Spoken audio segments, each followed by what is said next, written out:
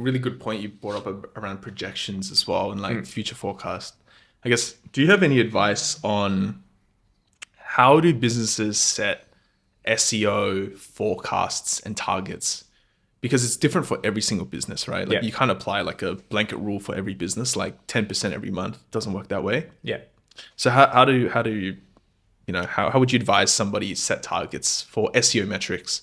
So if I was in their business and like not the person in control of their budget, but let's say I was actually, let's say I was controlling their budget. The way we look at it is um, we have to pick one sort of leading channel. That might be SEO or it might be paid ads, for instance, because that's the most stable ROI investment. You can see that thread coming through really easily. Like if we paid this much in paid ads, for instance, then we know that we'll get this many leads. Then if we extrapolate that out and say, hey, based on the diversity of our channels, we know that the share of the channels that have existed already, 30% is paid ads, 30% is SEO. Well, that means that of that paid ads budget, we should probably have this amount of SEO budget compared to that to generate the amount of leads that would amount to that traffic share. So you really just need that historical data to tell you. Otherwise, you're just like, just finger in the sky, just like, Yep. I think this will happen. Yeah. But at least if you know, you have at least maybe that quarter, if you haven't started already, just have 3 months of going, we've got this many leads through paid, this many leads through organic, direct, and then you know how to apply, okay, if we paid this much in paid, because or even if it's events or something else, you can break that down and go, okay, I should pay this much in SEO if I want generally this amount of leads, but the people that never start that will never know that. So you have to you actually have to put a budget against it that you're not sure about and then do it for a year. This is something that Rand Fishkin said as well. It's just like, you have to be willing to spend money on something that you're not sure is going to work for a long period of time. So then you know if it works or not. That's the key of the entire marketing funnel. Like otherwise you will never be able to forecast this stuff out. But if you paid $1,200 a month for an entire year and you got, 100 grand of new business revenue, recurring business revenue, and you grew $1.2 million.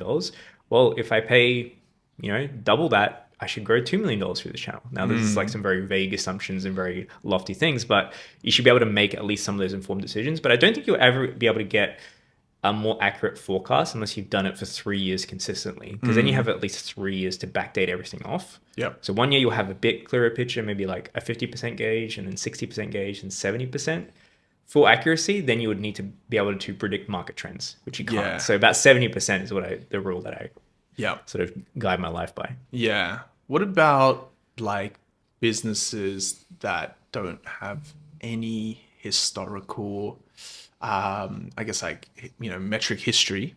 How do you still do forecasts for them? Like, would you say, hey, in your SEO campaign, in 6 months, we're going to target like 500 clicks? Like, do you do that for businesses? Yeah, we do. It's much easier with e-com because there's a lot more baseline of revenue to base off. But if we don't have any data to work off, we can't do that. So clicks, yes, but then you have to understand like is 500 clicks good? Well, compared to what you were getting last year, it should be good. So we set those targets and goals, but again, we're just dealing with the semantics of like what will happen in the marketing funnel. They could have less clicks, but then have a shit ton more leads. Yeah. So we should have at least a target on everything. And if we hit 3 or 4 of those targets without, maybe one completely fails, but the rest look good, because the lagging indicator is, did they make more money or did they grow compared to the previous year? If they did, then you can say technically we achieved the goal. But if all the other leading indicators look a bit wonky, but if we got the final result, then I think we've done our job. But at least then we can reflect on those goals and then go, okay, in the next 6 months, we're going to adjust these to account for those things that we didn't know previously. Yeah. So for us, like the first year of the campaign is really just, let's just see what we can do with what we currently have and then forecast out the next year based on what we know will happen throughout that campaign. Yeah. So the information gathering doesn't ever end, really. Yeah. So would you still, so I'm guessing from what you're saying, you still do forecasting for everyone, even if they don't have any historical metrics? We'll set as some form of goal. Yeah. But we want to build towards those historic metrics as well. Yeah. Some clients we take on, they haven't even had GA4 installed. Exactly. Yeah. Like, how do I? Less of those these days, but like, yeah. I mean, a really great story I saw the other day is we've got a new lower budget offering, which is really great. And we've been able to track in SEO Gets. I don't know if you've used that tool, but it's a really great search console tool. And then we've been able to segment all those clients within a particular segmentation. So we can see when they started from this particular date, every new client, all we did was this thing, which was social proof. We just built out their about us pages. And in the third month, they usually saw between a 20 to 30% increase in impressions and therefore an increase in clicks as well. So it's like, okay, we can get more definitive. The more definitive we are about what we do and siloed in our approach, the more conclusions that we can make off this. Definitely. The problem with SEO is like there's so much random stuff that can happen. Unless you really meticulously performing those tests, you'll never really know. But once you gather enough of that information, you build more confidence in your roadmaps. Yeah, definitely.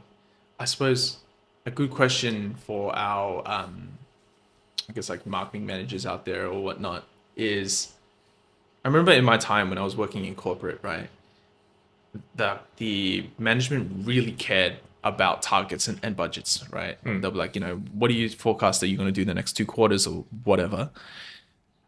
But a trap a lot of people can get into is, how do I not shoot myself in the foot and like sabotage my own story because I set the targets too high? Like, do you know what I mean? Like you could perform exceptionally, like outpacing the market and everything.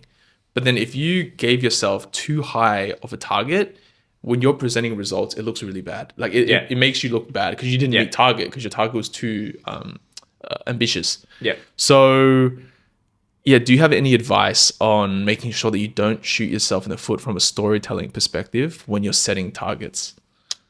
Personal experience in this, I've forecasted, very conservatively, and we've overshot them. So I kind of shot myself in the foot by underplaying results, basically. And then the reverse of that's happened. I think just over time, that's why I said the 3-year thing. 1 year, good year, 1 bad year, and then something in between.